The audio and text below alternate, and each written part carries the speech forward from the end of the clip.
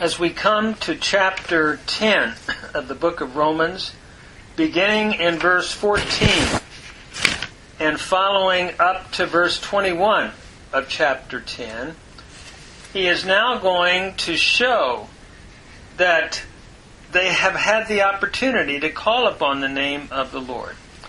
As we have looked at the previous section, Paul says that salvation is freely prepared for all. And to enter into salvation, the word is near you, we saw in verse 7, in your mouth and in your heart. And that word that's near you is the gospel that we are preaching, that if you confess with your mouth Jesus is Lord and believe in your heart that God has raised him from the dead, you shall be saved. For with the heart one believes into righteousness, and by the mouth one is confessing unto salvation. So Paul sets forth the need of belief and confession, believing in the heart, as we have seen, that God has raised Christ from the dead, and confessing with the mouth that Jesus is Lord, his deity. And everyone who's willing to do this shall not be put to shame. Notice the free offer. It's for anyone and everyone who is willing to do this, as we've already seen. For there is no distinction between the Jew nor the Greek. For the Lord is Lord of all, rich unto all who call upon him. And as we saw previously, everyone who calls upon the name of the Lord shall be saved. Joel chapter 2, verse 32. All one has to do is to call. Which prompts the question in verse 14, or the questions, I should say. Therefore, how shall they call unto him of whom they have not believed? How can they call upon someone that they have not yet believed? And how shall they believe in him of whom they have not heard? And how are they able to believe if they have not heard, is Paul's question. And how shall they hear without a proclaimer or preacher? How are they going to hear unless someone goes and heralds the message of salvation? And how shall they preach except they should be sent? They can't go unless they've been sent, Paul says. Now what is exciting here is he continues to apply it, just as it is written, how beautiful are the feet of those who preach good tidings. The background for this quote in verse 15 comes out of Isaiah 52:7. And those that are preaching good tidings are those that are announcing the deliverance from captivity. Paul now is applying that to those that are announcing spiritual deliverance from the captivity to sin by calling upon the name of Christ. And so he's making a spiritual application to it. And as he goes on, but not all have not all heard the gospel? For Isaiah says, not all have believed the gospel. There are many that have not responded. For Isaiah says, Lord, who has believed our report? And here, in verse 16, Paul is quoting Isaiah 53:1. Mi ha'amin lishmuatenu is the Hebrew, who has believed our report. And the thought is, not too many have been willing to accept the report. Especially in Paul's thinking here, out of the nation Israel at the time of his ministry. He goes on and says, therefore faith comes of hearing, and hearing through the word of Christ. One has faith that comes when one hears the message.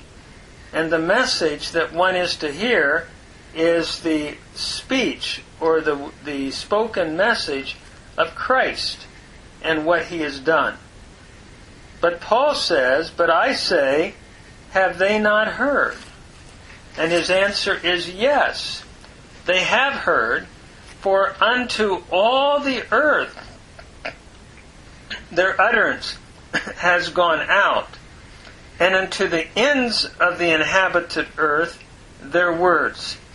Here Paul is quoting from Psalm 19, verse 4. And in the original, we would say, Peshat, or literal meaning of the psalm, it's that nature sends forth the proclamation of God and His creatorship and who He is throughout the world. The words go everywhere, seen in creation. Paul now is applying those words to the good news of the gospel that has been heralded by the apostles and by those in the early church, that it has gone out and their utterance has been heard throughout the then known world. But I say, did not Israel know? And the thought is, yes, Israel did know. And Paul's dealing with the problem again of national rejection at the time of the first century. And he says, Israel knew, for first Moses says, I will make you jealous with one that is not a nation, with a people without understanding. I will make you to be angry. This is a quote from the book of Deuteronomy 32:21, in which Moses predicts that God would bring a feeling of envy on the part of the Jewish nation when Gentiles would respond to God's message. And Paul is applying that text then to his day and time.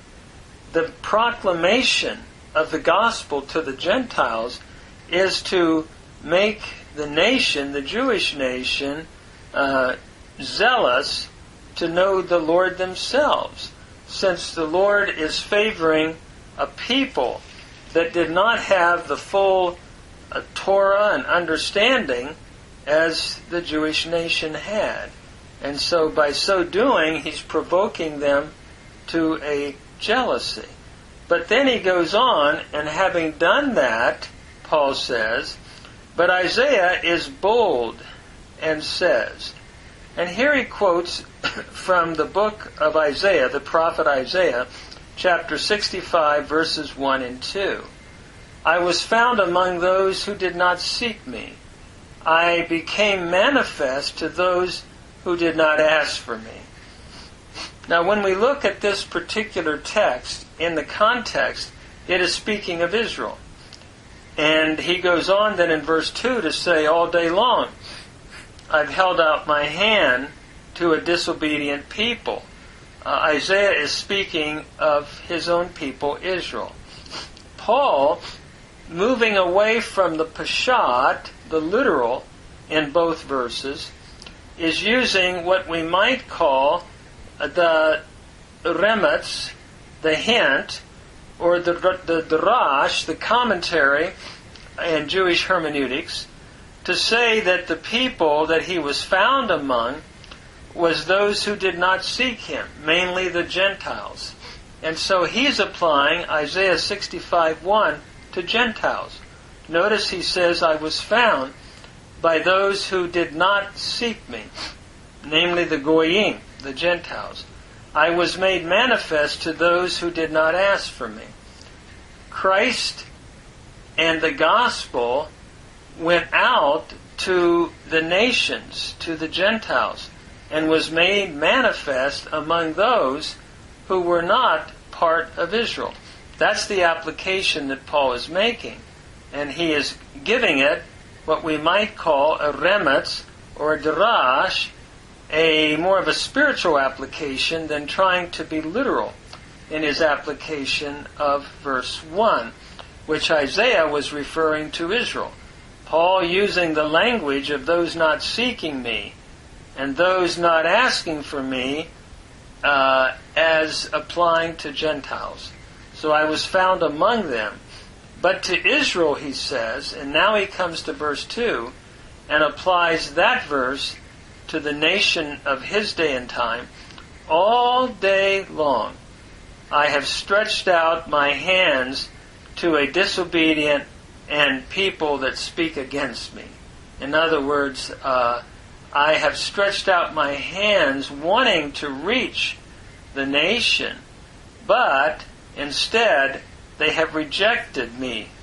Paul is quoting this and applying it to what had happened as a whole and the proclamation that he had made and the other apostles to the nation in the first century. And so basically Isaiah 65, 1 and 2 becomes a commentary in which those who did not seek him, mainly the Gentiles, are now able to find him. But to Israel, he's explaining the why of national rejection.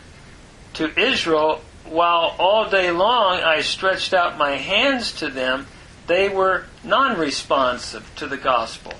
They did not believe, and they spoke against the gospel message, Paul is saying. So he's explaining what has happened historically, especially in his ministry and the ministry of the other apostles.